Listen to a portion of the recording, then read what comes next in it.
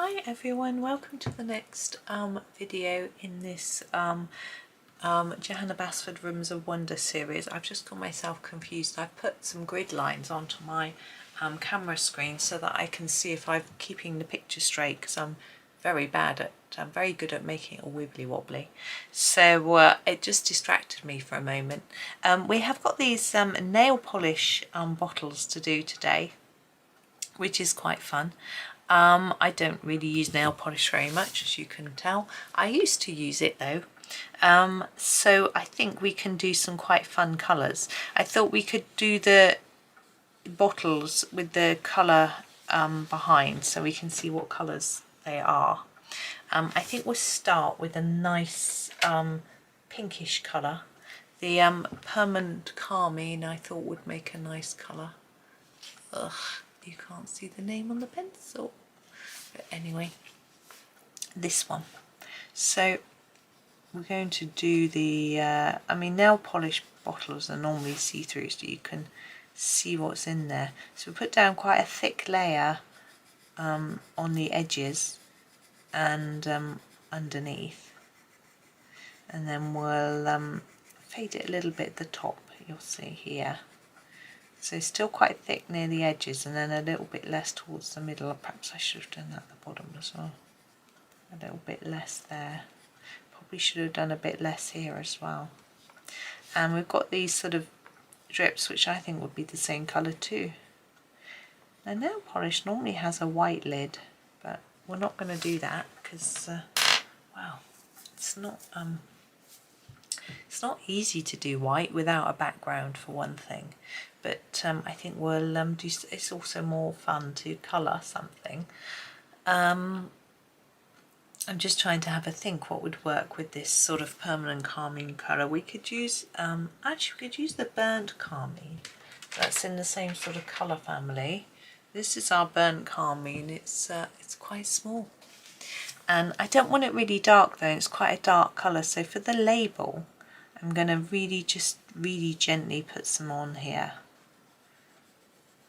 I'm trying not to press very hard at all, and hopefully I can get it reasonably even. It's not always that easy. That's okay. And then the top, I'm going to make it darker. Now Johanna's drawn some lines here indicating that this side is darker, but I'm going to actually make it a little bit dark on each side, so just layering it up a little bit, so that as we bring it in we'd lighten it, so that it looks like our top is rounded a little bit on the top, like that. Now our next bottle has a little rainbow on it, which is quite cute. 1, 2, 3, it's got 5. Okay, what we'd do for this one is we'll do quite a different colour. What should we do? Should we do purple? I'm thinking that might be fun. We'll do this purple violet. It's quite a different colour, isn't it?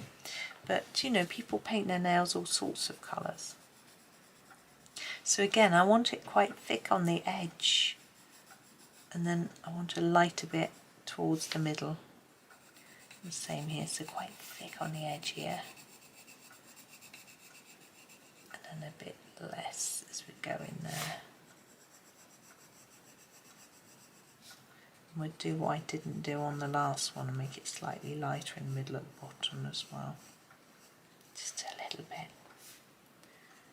Now I'm thinking this rainbow could be a rainbow of purples. I think that might be more interesting. So I'm going to start with this light one. This is the violet.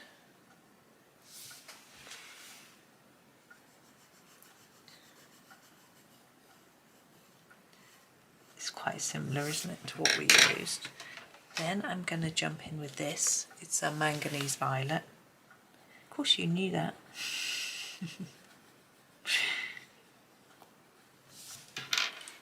Then we'll use the mauve.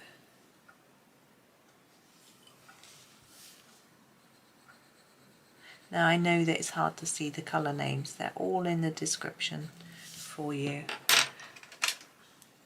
Then we'll use the blue violet.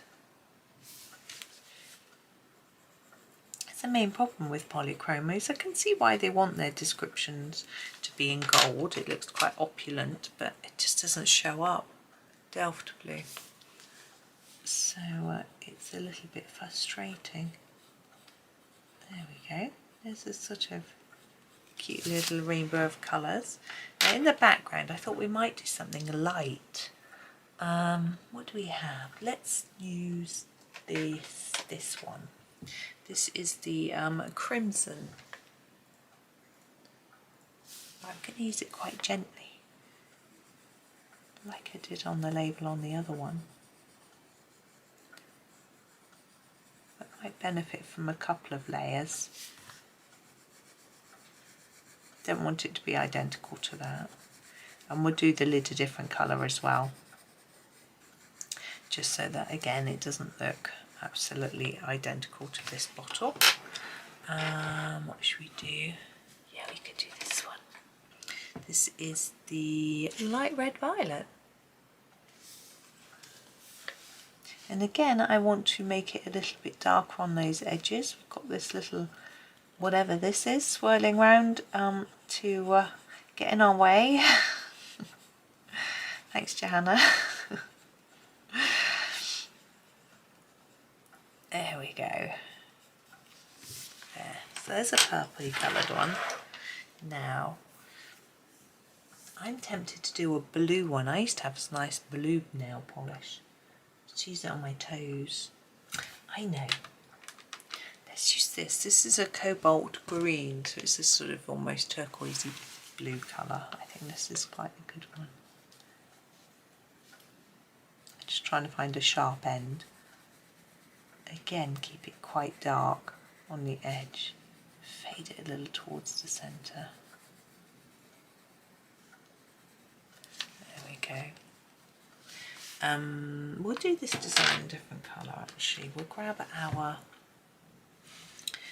cobalt turquoise to do this sort of design. I'm going to do it quite dark. You could do it in different shades of colour, but keeping it simple, using the same one. And I'm also going to use this for the lid.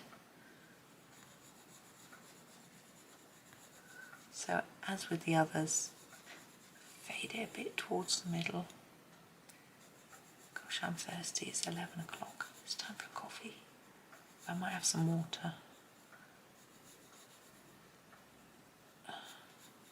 There we go, let's darken that up.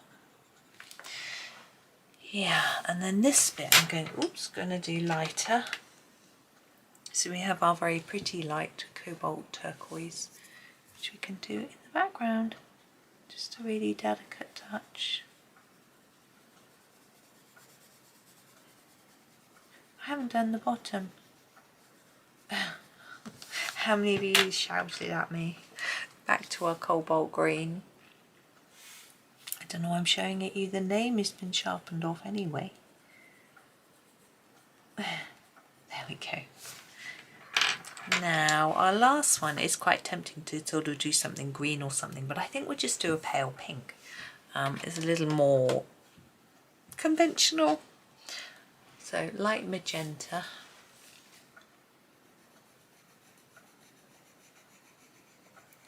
And then fade a bit. Keep it dark there. Fade it a bit towards the middle there.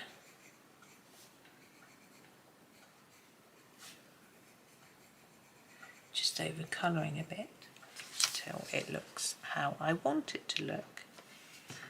We have a lot going on this label, don't we? I'm grabbing this very pretty middle purple pink, which I'm just going to sharpen.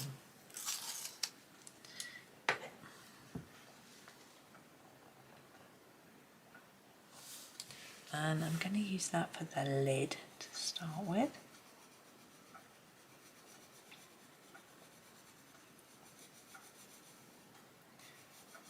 So if you keep it darker on the edges. Hopefully it looks more rounded, especially if you've got quite a light bit in the middle. And I'm going to use it for these shapes. I don't know what they're meant to be, just a pattern, I'm sure.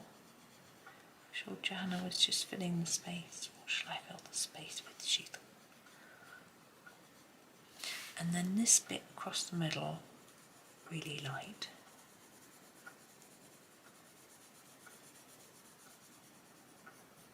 There we go. And then we need that bit of label that's in the background coloured with something. I think we'll use the magenta. But again, very lightly.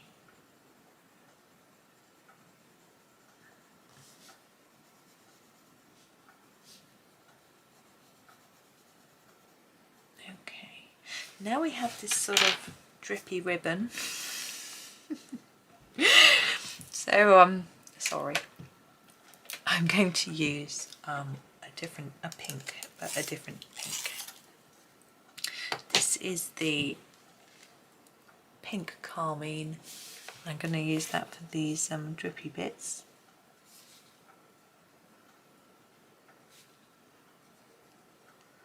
And then I'm going to use a different colour for the ribbon, just a slightly different colour, just for fun. And I'm going to use the rose carmine for the ribbon. I've just got to sharpen it. Okay, now we can do a little bit to make this look a little bit more shiny. So layer it on the end and then fade it up there and leave that little white bit, looks like shine. I'm thinking, let's try and make it look like it's made of silk by leaving little gaps. The gaps don't make sense if that isn't necessarily where they would be, right in the middle all the time, but I hope that it just is a very simple way to make it look like it's a shiny ribbon. And we're going to just use a white pen to put some shine on our bottles. So I've got my Sakura Jelly Roll 10. I'm just going to put quite a hard line there, a little bit here. I try to make them not symmetrical with the lines. I don't know why. They could very well be. There we go. So there are our nail polish bottles. So thank you for watching today. I hope you have a really lovely day and happy colouring.